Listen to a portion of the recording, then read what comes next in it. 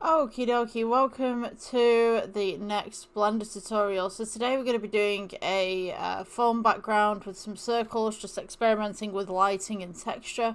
So what I'm going to do to begin with is let's go ahead and delete this default cube right here. We'll go ahead and add in a plane.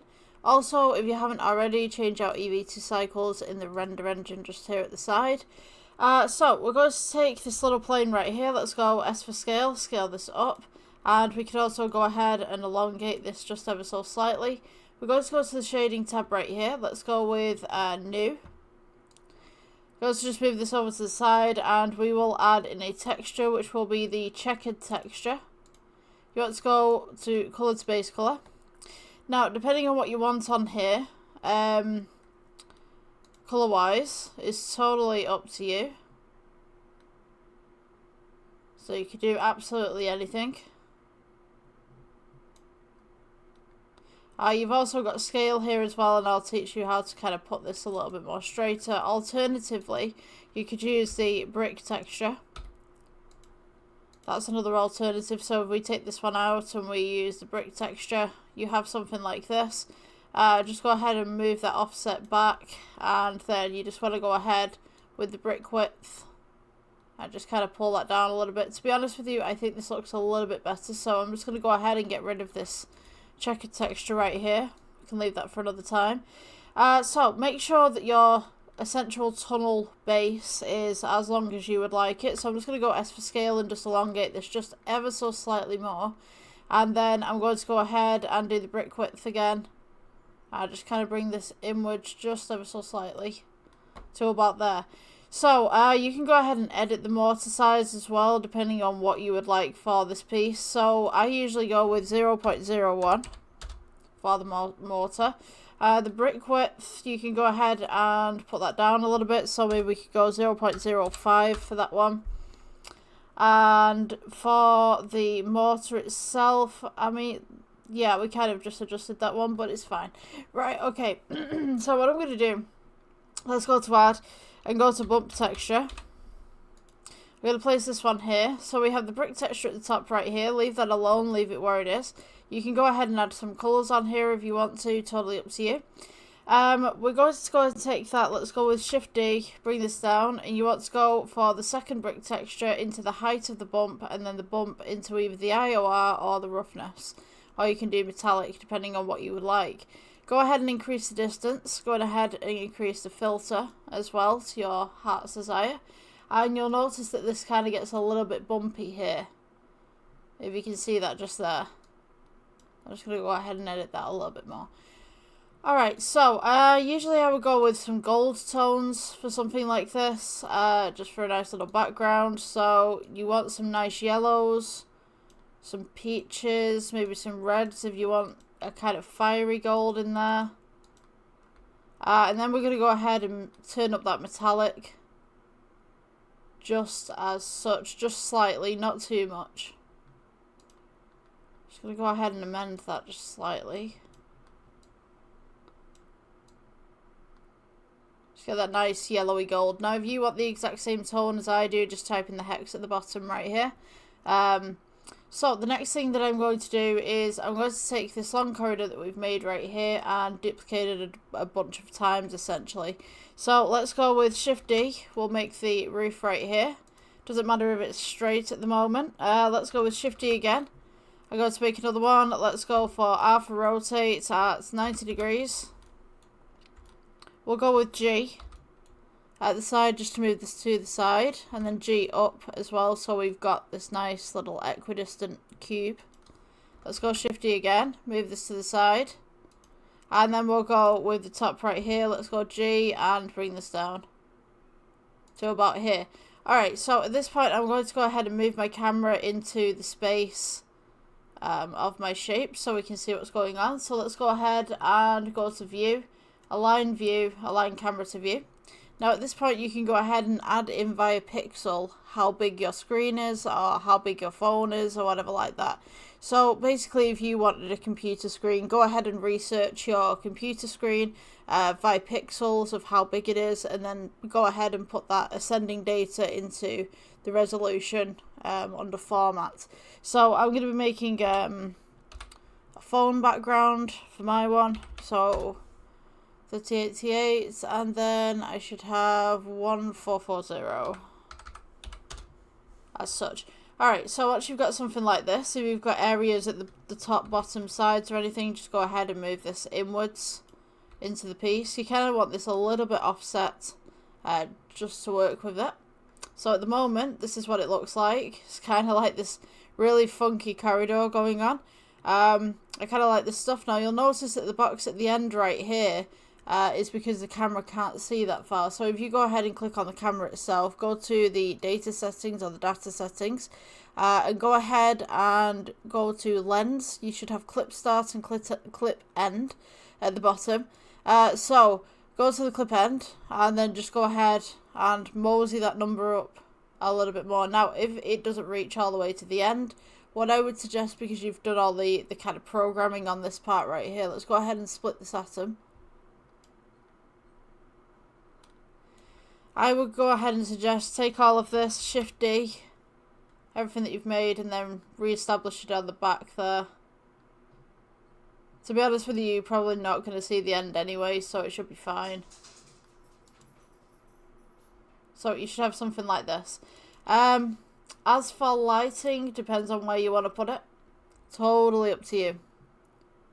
But what I'm going to do now is let's go ahead to the regular mode so that I can see what I'm doing.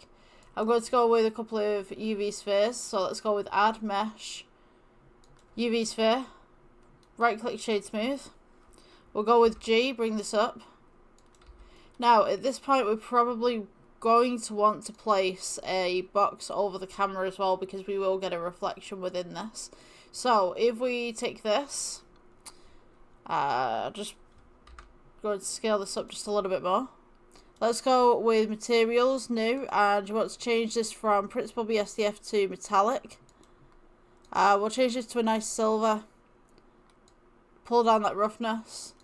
What we should have is this nice little sphere right here, just kind of chilling. We do need another light at the front, so I'm just going to go ahead and amend that real quick. Let's go into wireframe, find the light that's in the middle right here, and we can just go ahead and duplicate that over. So let's go Shift D to duplicate, and we can move this to the forward part of the box. So now we kind of have this nice little funky look, and this is why I said we might need to add something to the camera side of everything, because now we have this nice little cube going on in the middle.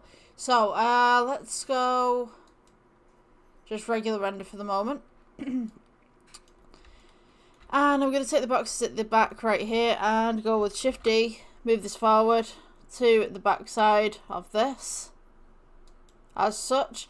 And I'm going to take this little ball that we've got right here and just go Shift D and move that relatively to the back there, so it kind of blocks the reflection a little bit better. So let's take this and press G, move this over. You can go ahead and have these as big or as small as you want to. Just go ahead and make random UV spheres everywhere. Scale them down. Pull them to the back. Pull them to the front. Totally up to you what you want to do. So I'm just going to move these. Let's go about here. G, move this forward. It's like completely randomized. Go with Shift D again. Make sure that it doesn't touch the outside of the box. But something of akin to this. Yo, you guys got like way more time than I do to do these, so yeah, it's totally up to you. But when you press render on this one, you should have something like this. Now, you can do depth of field if you want to, and you can add some more little blobs at the back, so it kind of pushes this one outwards a little bit. And you can see that we have a gap in the scenery right here, so we can go ahead and fix that. So if I just move this back, you can see that we have the gap right here in the scenery. So if we take this and just press G, move this across, when it'll let me, there we go. Alright, so we also have this problem of the big square at the back. So I mean, you could go ahead and make another passage, or you could just put a large UV sphere there if you wanted to. totally up to you. So I'm going to take these. Let's go ahead and just take the rest of the UV spheres, and I'm just going to randomize them. Just across this corridor right here. So we can go with Shift D. Move this up just a little bit. So now we've kind of blocked that entrance off. And what I would suggest is depth of field as well. Just a little bit of depth of field on this would look really cool. And then maybe we could take this one right here, Shift D, move it up so we've got like a nice little foreground right there. And let's do the depth of field about midway this way. So if I go ahead and take this one, Shift D, move it across the corridor. Press G, move this back so it's kind of got some nice little depth there.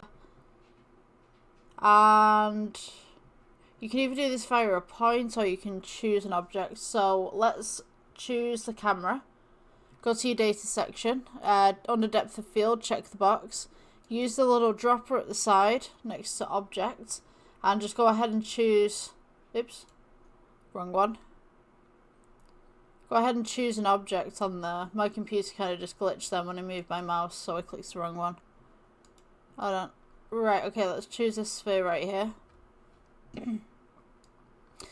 So for depth of field, the higher the f-stop, the more everything will be in focus. The lower the f-stop even, the less it will be in focus. So if we just go ahead to third render right here, and I go and I heighten it, you notice nothing happens, but when I lower it,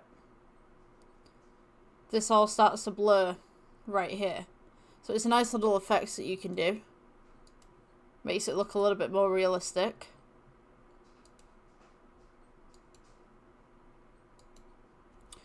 So, when it comes to rendering, it's a little bit pixelized at the moment, but you'll notice that it has this nice little depth of field going on. Now, for me personally, I would add a little bit more lighting in here. I think that the middle is just a little bit too dark and we're not really getting that tone and texture that we need on the spheres. Let's see. Okay, so if I have this here, just leave that as is. We got a light right there, so let's go with Shift D. Mosey this on down. I think we're going the wrong way there. Yeah, I need to go here. Okay, so if I put this one in here, this should look a little bit better, and once it depixelizes itself, I need to use that denoiser actually. I think we're on render for denoiser. Yeah. So, denoise is right here, if you need that. So yeah, we have the camera just around the outside here. That's this kind of yellowy white box right here. So that's what is going to be rendered within your scene. So, depending on what your scene looks like, if you have this to one side or the other, I would say experiment with this. Press G, go back and forth, get the right depth of field for you as well. Yeah, I think that's it for this tutorial. If you guys enjoyed, please like, subscribe, and I will see you in the next one. Thank you for watching. Bye.